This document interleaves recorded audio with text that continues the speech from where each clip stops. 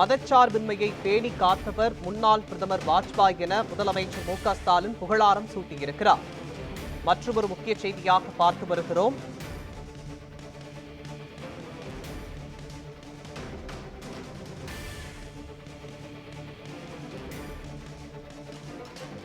வலதுசாரி கருத்தியல் கொண்டவராக இருந்தாலும் மதச்சார்பின்மை பண்பை பேணி காத்தவர் என்றும் முதலமைச்சர் மு.க.ஸ்டாலின் புகழாரம் சூட்டியிருக்கிறார்.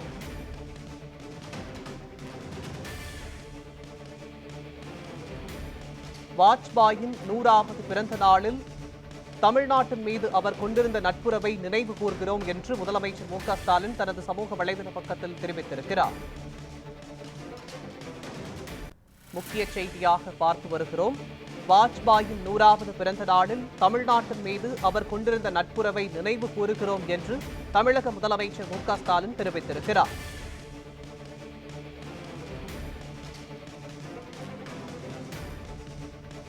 மதச்சார்பின்மையை பேணி காத்தவர் வாஜ்பாய் என்று தமிழக முதலமைச்சர் மு.க.ஸ்டாலின் தனது சமூக வலைதள பக்கத்தில் தெரிவித்திருக்கிறார்.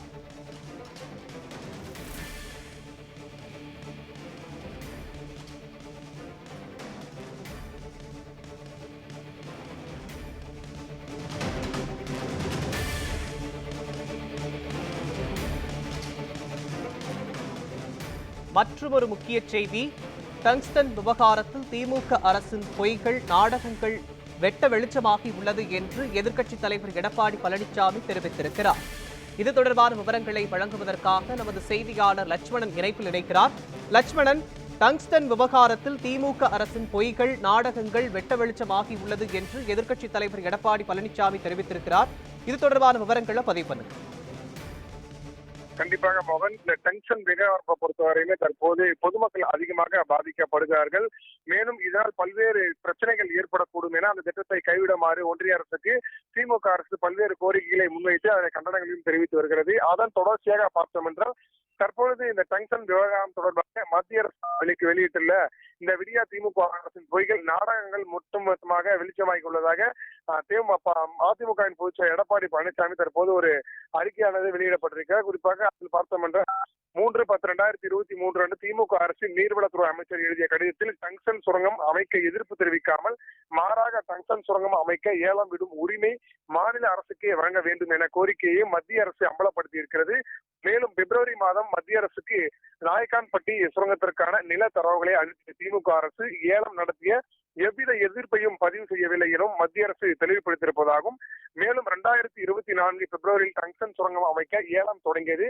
முதல் 7/11/2024 அன்று ஏலம் முடிவு அறிவிக்கும் வரை மாநில அரசிடமிருந்து எவ்வித எதிர்ப்பும் வரவில்லை என்றும் மீண்டும் ஒரு முறை மத்திய அரசு கூறியுள்ளது எனவும், இதற்கு இடைப்பட்ட 10 மாதங்களில் ஒருமுறை கூட எதிர்ப்பு ஏன் தெரிவிக்கவில்லை என்றும் ஒரு கேள்விக்குறானது எழுந்திருப்பதாகவும், இதைதான் சட்டமன்றத்திலும் ஊடகங்களும் வாயிலாக தொடர்ந்து நான் சுட்டிக்காட்டி 10 மாதங்கள் என்ன செய்வது கொண்டிருந்தார்கள் என்றும் அரசாங்கத்திடம் தானே நடத்துறீங்க என்ற விடியா திமுக அரசை நோக்கி கேட்டுக்கொண்டே இருக்கிறேன் என்றும் தற்போது இந்த எக்ஸல பதிவில் எடப்பாடி பழனிசாமி விமர்சனம் செய்திருக்கிறார். குறிப்பாக இந்த இதுவரை பதிலையும் சொல்லாமல் சட்டமன்றத்திலும் என்ற அமைச்சர் பதற்றத்திலையும் பேசி முதலமைச்சர் மு.க.ஸ்டாலின் மடைமாற்று அரசியலுக்கு மட்டுமே செய்து வந்தார் என்றும், தூங்குபவர்களை எழுப்பலாம், கும்பகர்ணம் போல் தூங்குவதாக நடிப்பவர்களை எழுப்ப முடியாது, உண்மையை மீண்டும் அம்பலப்பட்டு இருக்கிறது. மேலும் மக்களுக்கு திமுக அரசு இழந்துள்ள இந்த மாபெரும் துரோகத்திற்கு முதலமைச்சர் மு.க.ஸ்டாலின் அரசுக்கு கண்டனம் தெரிவிக்கும் விதமாக தற்போது அதிமுகவின் பொதுச் செயலர் எடப்பாடி பழனிசாமி ஒரு எக்ஸல பதிவிட்டிருக்கிறார். குறிப்பாக இந்த டங்ஸ்டன் சுரங்கம் பொறுத்தவரையுமே பல்வேறு எதிர்ப்புகள், அதாவது அந்த பகுதியில் இருக்கக்கூடிய மக்களுக்கு பாதிப்பு ஏற்படக்கூடிய வகையிலும், மேலும் அதனால் பல்வேறு மக்களுக்கு பிரச்சனைகள் ஏற்படக்கூடிய வகையில் இந்த திட்டம் அமைவதால் அதனை எதிர்க்கும் விதமாக தான் திமுக அரசு பல்வேறு எதிர்ப்புகளை முன்வைத்து வருகின்றது. அந்த வகையில் பார்த்தோம் என்றால் சட்டமன்றத்தில் கூட அதற்கு எதிராக தீர்மானமானது நிறைவேற்றப்பட்டது.